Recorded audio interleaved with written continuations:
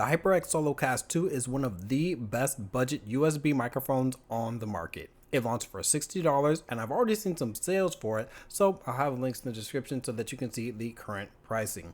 This is a complete redesign of the original SoloCast and a massive improvement. So let's start there and compare what makes the SoloCast 2 so much better. The original SoloCast is also a USB microphone, USB-C. It has one 14mm cardioid condenser capsule and it records at a sample rate of up to 24-bit 96 kHz. Its frequency range is 20 Hz to 20 kHz. The SoloCast 2 has the same audio specs except it has an even lower self-noise, 74 dB versus 79.5 on the SoloCast 2, but that's so quiet that a lot of recording software like OBS only goes down to -60 anyway, and your noise floor is going to be way louder than the self-noise of these. Now I'm only recording both of these at 24-bit 48 kHz for two reasons. For one, that's as high as OBS goes up to. If you set a microphone's bitrate higher than whatever your recording software can do, then you end up with crackling. Not always, but that's what happened to me with the SoloCast 2. Secondly, if you use any of the NGENUITY software effects, the output of the audio maxes at 24-bit 48 kHz also. So when we're talking about raw audio capabilities, I'm pretty sure these are the same capsule, but when it comes to the final output of the sound, there are major differences. The main weakness with the original SoloCast is the build, which indirectly but significantly affects the sound.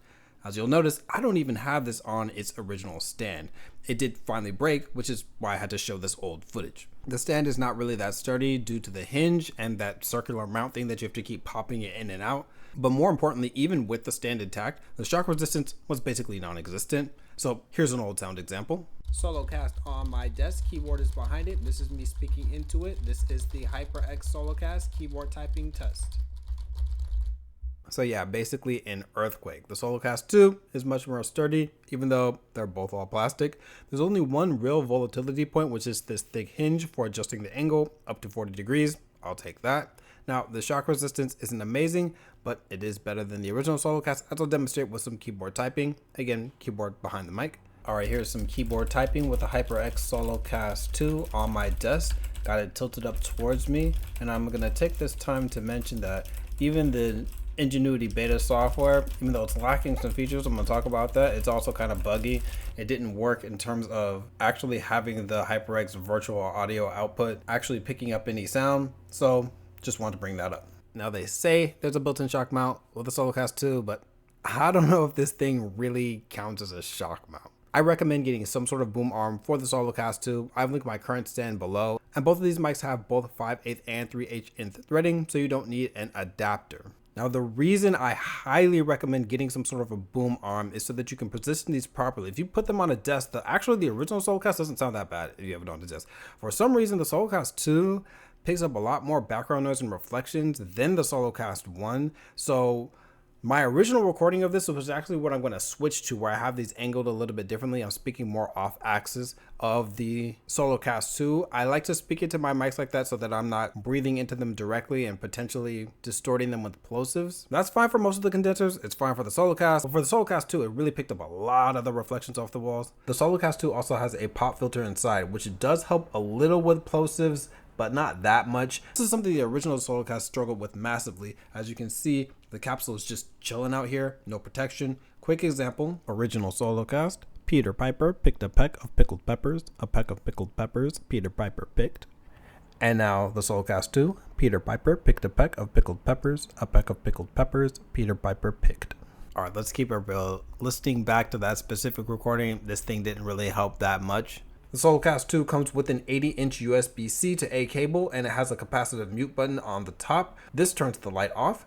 The SoloCast mute button makes it blink constantly, which is very annoying. There was actually a firmware update that makes it so now when the SoloCast is muted, the light stays off entirely. So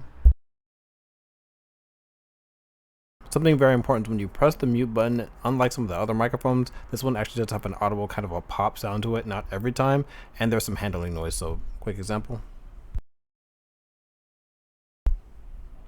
So better build, plosive rejection, and shock resistance are all great. But this last thing really sets the SoloCast 2 apart from the SoloCast and most other budget mics. but it's also this mic's biggest weakness. The SoloCast 2 uses the NGENUITY 3 software. Specifically, it is the beta version of the software right now that's going to be very important. Remember that. Now, aside from this option right here, which is the gain, which controls the microphone volume, to hear any of these other effects, you have to set whatever program you're using to this NGENUITY microphone HyperX virtual audio device. Otherwise, you won't hear any of those changes. So first, the frequency filters, there's high pass and low pass.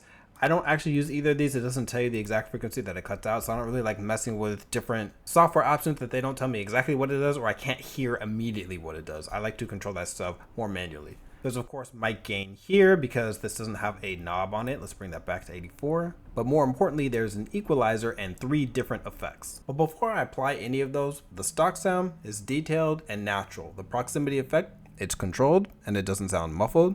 However, this can get very sibilant with a sound. She sells seashells by the seashore. Also, since it's a condenser, it picks up a lot of background noise. You've probably been hearing that throughout this recording if you've been listening with headphones or IEMs, even more than the Quadcast and Quadcast 2 for some reason. So just having my PC fan on while streaming a game on Discord, that bleeds into the mic, or if I'm going to be recording a video just like this, OBS is running, PC fan's going. So those 2 factors are why I find the software to be so useful. This is the warm preset I made, which gives the mic a lot more bass and fullness. I like this because it lets you speak a little farther from the mic so you don't pick up unwanted mouth sounds without losing so much of the low end. But if you want something more crisp, you can do that. This is my more treble heavy EQ if you find this a little bit too muddy out the box. But you can just alter these and change the volumes up and down up to -8 dB and +8 dB. And finally, just for a demonstration, this is how the mid sound would emphasize. A lot of times if you're playing games, boosting up the mids or just dropping the highs and lows can make your audio stand out from the gameplay. All right, so back to the stock sound. We have these different effects. There's the compressor. I don't really like this. Basically, the idea is it makes the loudest and quietest sounds closer together so that you don't have your volume kind of spiking all over the place. A lot of people that whisper or they start yelling, it kind of can even that out. There's the limiter, which is actually very useful if you're going to be talking really loud, if you're on a stream, like extremely loud, if you yell or something like that. The AI noise reduction is incredibly impressive. So all the sounds that are going on in the background, turn that on, cuts that out. Now, this is better than what Logitech has with Blue Voice. This has minimal distortion. It doesn't really change up the tonality, and it cuts out an insane amount of background noise. Like my PC fan, there was an overhead fan. Sometimes I have that on while I'm streaming for my friend on Discord.